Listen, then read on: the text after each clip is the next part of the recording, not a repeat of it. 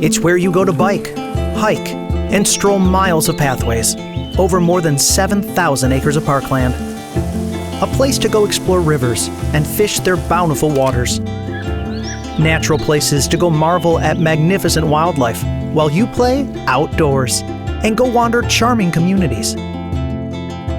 Find all this and more at Destination Downriver. Give it a go.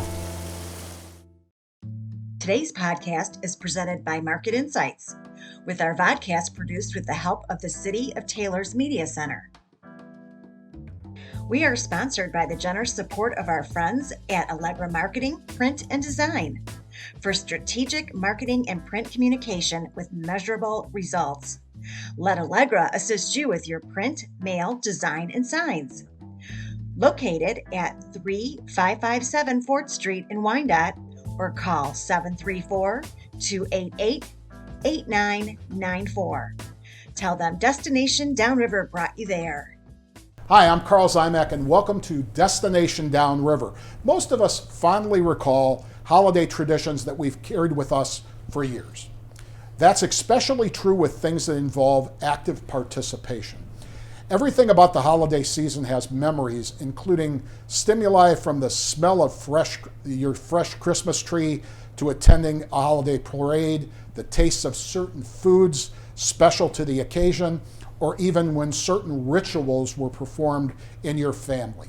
As a kid, I can recall the wonderment of those animatronic displays at J.L. Hudson's windows, or the vast and elaborate layouts of model trains running through their huge 12th floor store toy department in the Downriver Detroit area. It's exactly those sensory experiences that are still available to all of us this season, thanks to an incredible lineup of events in the Downriver region. For today's episode of Destination Downriver, we're going to make those childhood memories of magical holiday sights and sounds possible again, since we are joined by some folks who have created the key ingredients to making this all come together. Across from me, Stephanie McNeese, the new executive director of the Fish and Loaves Community Food Pantry here in Taylor, and she's going to be talking about Santa's Magic Forest in Heritage Park and the outstanding food bank charitable issues that help so many in this area who are needy. And then closest to me, Pat Simic from the Flat Rock Model Train Depot and Museum, and her friend Steve Heverin. They're, as you can tell by their sweaters, they're both representing Flat Rock in that model train depot and museum. Heritage Park is really a local treasure of things to do no matter what time of year. And during the holidays, it's a bonanza of cool stuff to visit and experience with your family. Stephanie, can you give us a preview of the fantastic holiday displays and activities that we can look for to enjoy during this year's Santa's Magic Forest? Absolutely, yeah. So Santa's Magic Forest is in the Activity Center in Heritage Park, like you mentioned, and the City of Taylor has done an amazing job at not only collecting these displays from the old Hudson's displays in Southland Mall, but we've also enhanced them with all different types of designs and decorations. And so throughout the end of November and through December, families can come through and see over 24 different scenes. They can have photos with Santa, photos with the Grinch this year as well. And everything, all the proceeds from this event goes right back to Fish and Loaves to support the food pantry. Now, when does Santa's Magic Forest start, and generally what kind of schedule do you run on? Yeah, so it'll kick off the first Saturday after Thanksgiving, November 26th, and then it'll run every weekend through until the weekend before Christmas. So I believe that's 17th or 18th. Gotcha, and that's Friday, Saturday, Sunday? Correct, Okay. correct, yes, All Friday, right. Saturday, Sunday. Okay, and for people who don't know Heritage Park, the activities building is the one directly south of the Sheridan, the main Sheridan Pavilion. Yes. Right next to the Lamoran Splash Pad and things like that, which is really cool. Tell us a little bit about Fish and Loaves, because I know that this particular event, while it is really cool and is family oriented and everything like that, it's a real key part of your fundraising activities. Absolutely. So Santa's Magic Forest is our largest fundraiser throughout the year, our largest fundraising event. Fish and Loaves is a community food pantry, client choice, so it is set up like a grocery store. People in need can come through and choose the items that they want for their families right off our shelves. We have coolers, freezers, fresh produce, meat, dairy, bread, everything you can imagine, just like a grocery store. And we serve not only Taylor, but Downriver at large. We serve 7 communities downriver. And we serve we're approaching 30,000 households this year alone. Wow. We distribute over 2.2 million pounds of food every year. And we spend a lot of money to make that happen. So fundraisers like Santa's Magic Forest is huge for us.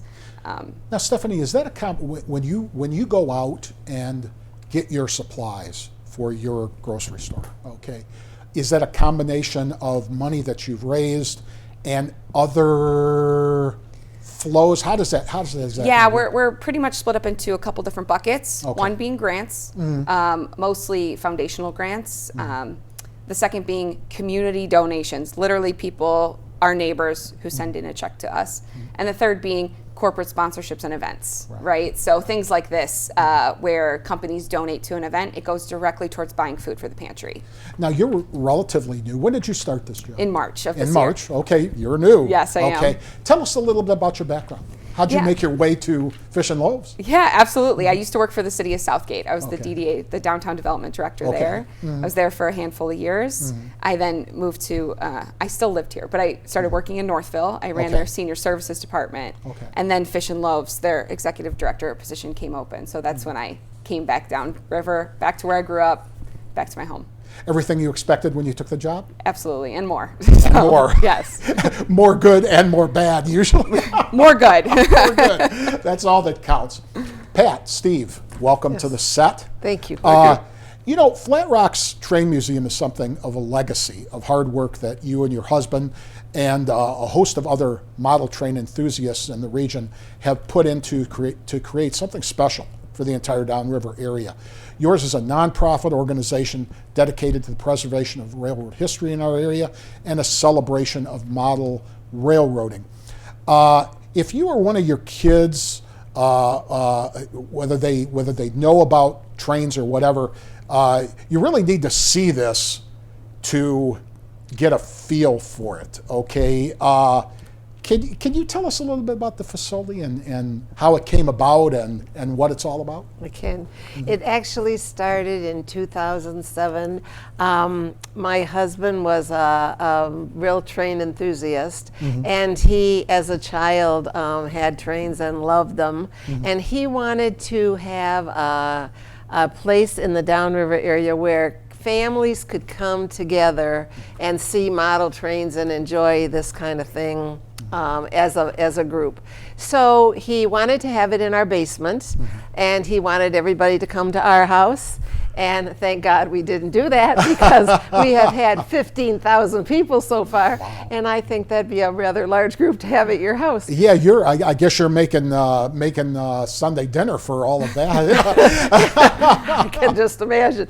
But anyway, he found this building, and it had been vacant for 2 years. Okay.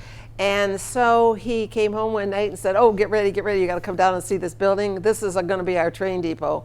This is going to be our layout. This is where we're going to have everything." So we started building, and we just kept including more and more and more. And now we have our train club, and all the women come down, and they all help down there. And we have just, I think, come up with a really exciting Downriver exhibit that people can come to, especially at Christmas. That's really the best time down there. Whereabouts is the building? The building is in Hurock Park, Okay. right on the Huron River, across from the Senior Citizen Building. So if you went down Telegraph, you'd turn right onto Arsenal Road, and it goes right to the depot. Steve, what role do you play in the club? Well, they hide me in a corner with all the controls and make sure that I try to keep the trains on the track. They do that to you too, eh? We do. So are you the glorified operator? One of them. Okay. It takes more than one of us, but it's been fun. I joined this organization 13 years ago, and The layout is 17 by 34, so it's a pretty good size layout. We try to keep 14 trains running at one time, so that, and there are the occasional mishaps, which it's nice to have a lot of people around there. But yes, we've got a big control panel in the back, and there's a couple of us that usually sit up during the operating time. So if somebody has to move or something does fall off, we have to have people out there that can put things back on the track and keep things going. Which one of you two want to tackle, when you talk about these trains, I'm assuming that they're not all brand new and you got all kind of, who wants to address that? What kind of trains you got? You brought up a good point. Well, going back to Leon, Pat's husband, he started this and he had all American Flyer trains. So and a very large collection of those as well. So he got that going, but at the same time they did mix Lionel trains in with it. So we have both Lionel and American Flyer trains running. Okay. And yes, we have a lot of vintage trains running, which do require some tender love and care now and then. And we do the best we can ourselves, but I found out through going through Lionel that with some of the newer stuff, which is more electronically oriented, with the digital, let's use that term, that we don't have the technology to do that. So I said, can we send these back to you, Lionel, to work on them? They said, well, we don't, but there's a gentleman down in Ohio that takes care of that for us. So we have that avenue, which helps us. But we try to do the things that we can take care of ourselves, we do. We have our own little workshop back there so that we can do it, because there is a lot of maintenance to keep these things going. And you got 14 trains running, something's going to go haywire once in a while. So that works out pretty good for us. That's fantastic. Pat, what hours and admission prices and things like that? Okay. Can you address that? We have a schedule that's on Facebook. Just put in Flat Rock Train Depot and Museum, and it'll give you the whole schedule. Usually we're open on Saturdays, sometimes on Sunday, and I try to kind of vary that so people who maybe can't come one day can come another day. We don't overcharge. $6 for adults, $5 for students, and seniors, and children under 10 come free. Okay. So we have, we've had over 15,000 people, so we've had a good group. Steve, when you're operating these trains and you're laying them out, other than the trains and the tracks, what else is there when somebody visualizes this? Well, what's nice about it, that we have a lot of interaction for I say the kids, but there's old kids too that like it just as much as the young kids. Right. But we've got push buttons all the way around, and we have operating things all over the place, so that you just don't watch a train go around. You know the trains are running, but you're pressing buttons and everything's operating all over the layout. So that keeps the interest there. And the kids go around once and they keep going around. We can't get the kids out of the place. Once they get in there, they got buttons to press on, and that's one of the big attractions. We think that some other places where you go watch trains run, you just watch some trains go in circles. It's all interactive. The kids get into it, and they're part of it. So I can remember when I was a kid, we had a Lionel train in our family. I can't claim it. I was an only child, but even I couldn't claim the train. The train was a family deal, and I can remember you put drops, and the smoke went. And back in your era, it was probably a pill. That's what they used. Okay. And now it's evolved into liquid, so that's what they do in the newer stuff. But gotcha. That was it. It puffed the smoke, and you got to smell all that in the house, so it was just great. Well, I'll tell you, and that train engine itself, despite the fact that it was about this big, heavy, ridiculously heavy at that time. I think that we finally got rid of that when my parents left their home not that long ago to move into a senior place. But interesting. Stephanie, let's just go back to you. One more hype piece before we leave the show. If you're going to Santa's Magic Forest, if you got to see one thing, what's on? I'm putting you on the spot. Okay. What do you got to see? Well, I set up the orange house, which it says you're taking the personal route here. Okay. So I am most proud of this one. Okay. Because it has all of the animatronic mice on presents and all that stuff in the roof and in the ceiling. So that's my favorite one because I had a hand in it. That's cool. But I wanted to say quickly too, admission for Santa's Magic Forest, $3 a person. Right. Children under 3 are free, and photos with Santa are $8 a piece, provided by Rosecrans Photography. Gotcha, which is located right in the park. Right in the park. Yeah, Yep. they've been with you guys forever. Long time. You Yes. know, you looking forward to some really big crowds, because I know you've been off Yes. for the pandemic for The last 2 years. last 2 years, which is always a big test Right. of these kind of organizations and events. Yeah, we're hoping so. Because this has been a tradition for so many families to come Right. every year for the holiday season, having it be absent for the last 2 years has been tough. It has been tough. Yeah, so I think bringing it back, we'll see quite a crowd. We usually see anywhere from 9 to 12,000 people come through every Well, season. and you're gonna kick off that first Saturday, Right after Thanksgiving. right after Thanksgiving, like you usually do. Right. And then the Winterfest will be coming through that following Saturday, and that's going to be a big day for you too. Absolutely. Fantastic. Okay, if we're going to the Flat Rock, if we're going to Flat Rock and we're going to your museum to see these trains, Yes. between the two of you, what's one thing we look for on that layout? Oh, well, there's so much. Okay, well then I'll give you two. You get one and he gets Can one. we each have one? I guess I would say the buttons that you push all the way around that Okay. make firemen go to fires and while houses are burning, and dump trucks dump all their wares, and the salt mine. There's an elevator that goes down to the salt mine. I guess there are so many things they're just going to love. Come down and see it. What You'll about love you, it. Steve? Well, we also do a side layout. It's over in the corner. We use it for a given time of the season. Right now, Christmas is in, so we're decorating. There's just one big Christmas layout. And then we just took Halloween down. We had that in there. That went over well. And then I think we always talk about what we're going to do next. It may be Thomas the Tank totally in there, or it just may be, she mentioned about, well, we may do something with just cars, just have a big car show with trains running through it. So that's the fun part, keeps our minds working. Now, what are we going to do next to get that thing going? So per shift, when you and your friends are doing the operations mode, okay, you're being the conductor of the railroad, how many times do kids walk up to you and tap you on the shoulder and say, I wanna run things? They'd love to. In fact, we have to keep a bar across there to keep them from coming back in there with us. They'll be right up there with us. I hear you. Okay, for Destination Downriver, I want to thank our guests, Stephanie McNeese from Fish and Loaves and Santa's Magic Forest, Pat McNeese, Steve Heverin from Flat Rock's Train Museum and Depot. We hope we've given you and all of our listeners a lot of input here. These are two fantastic issues. One thing we want to do before we close out, because we were going to have Sharon King of Lincoln Park Fantasyland come through, and I know that's another huge event in our region.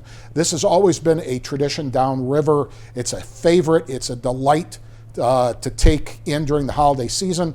Fantasyland has been a huge part of this region's holiday landscape every year since 1964.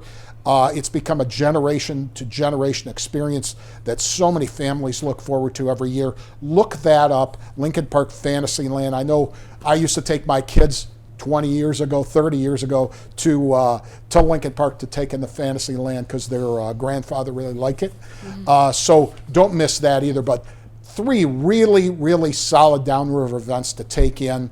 Again, this is Carl Zymak for Destination Downriver. We thank our guests for coming on, and we wish you a Merry Christmas and a Happy Holiday. Thank you again to our sponsor, Allegra, where your marketing success can start happening today. And a special thanks to our production partners here at the new Taylor Media Center. Thanks for listening and watching. Please visit the Destination Downriver's website at destinationdownriver.com or our Facebook page. And be sure to join us for next month's podcast.